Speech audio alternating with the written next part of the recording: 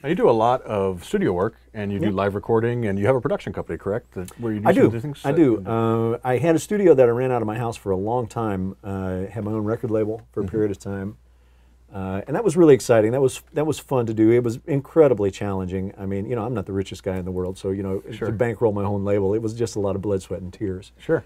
But I was able to parlay my connections a little bit to get some successful stuff there.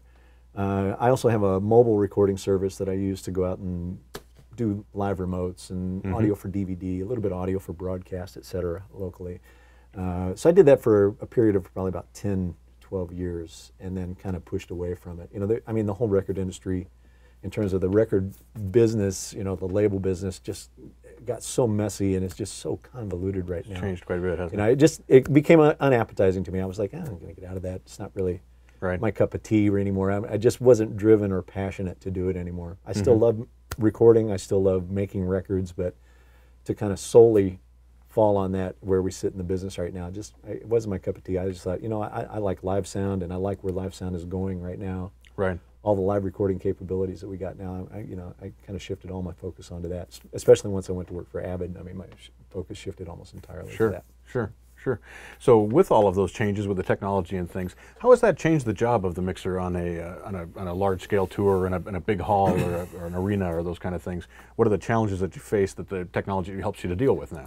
Well, I'd say first and foremost, that workflow has been morphing and progressing over, a period of, going on 20 years now, where it's really taken on a very different set of responsibilities for that front of house mixer. There was a time certainly where your only job really was to mix audio for the house. To get it for the people there.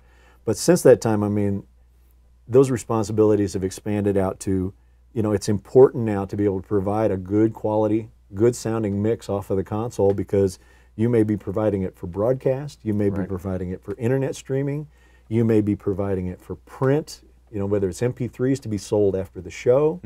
There's just a whole host of other things that you now have to manage on the console. Now, add to that now that we have the absolutely simple and realistic possibility of archiving in multi-track form every night of a tour, to go into someone's archive, and you're talking about a guy who's got a lot on his plate sitting there. Right, a lot of responsibility. A lot of responsibility, and there's some great things that go with that, and kind of as I kind of mentioned in my presentation this morning, I kind of credit Virtual Soundcheck for some of those things happening. I didn't really address this in depth this morning, but one of the things we've seen happen now, where that kind of studio workflow has moved out into the live sound arenas, like where the artist is working hand in hand with the engineer sitting at the console working on what their show is going to sound like. That's a big deal.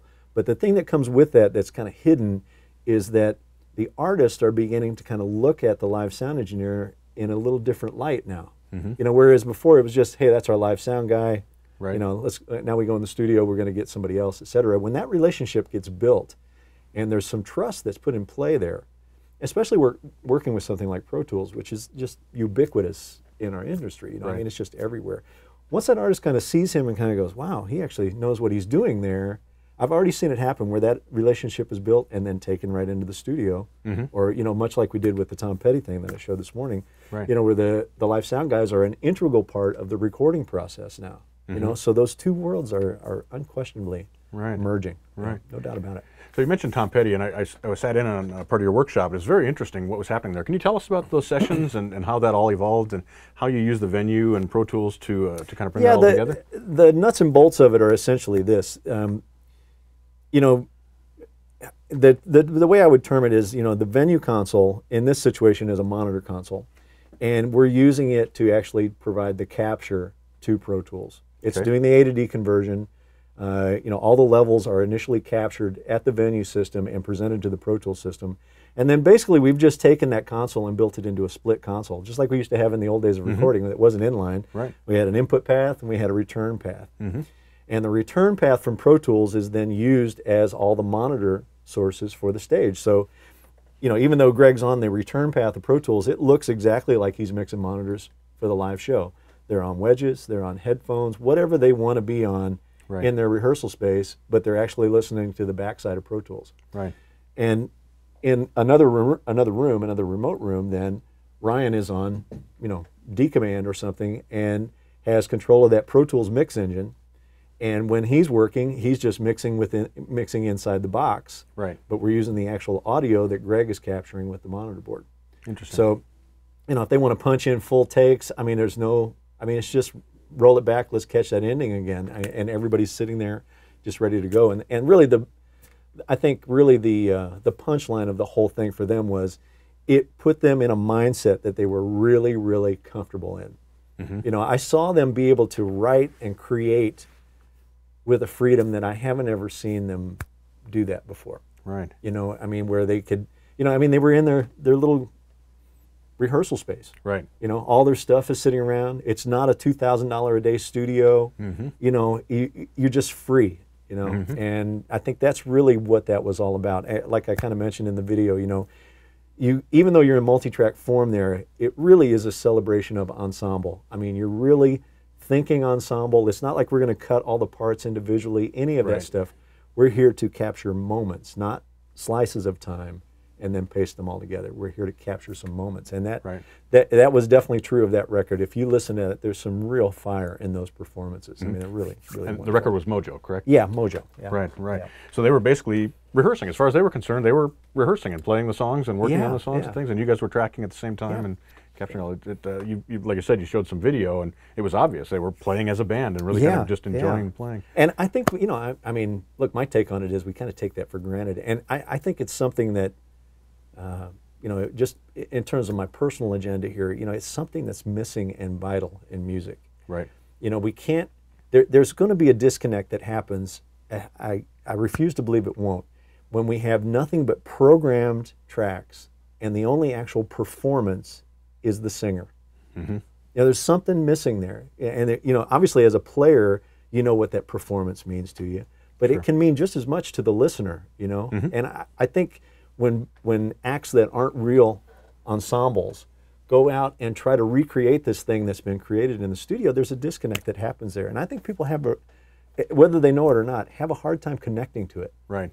Whereas if something's really organic and real on the record, there's almost like this expectation of what it's going to be. I talked about that kind of in detail in that presentation this morning, and there's almost an instant connection to it when you go see it live. Right. Yeah, that word organic I think is really important. Yeah.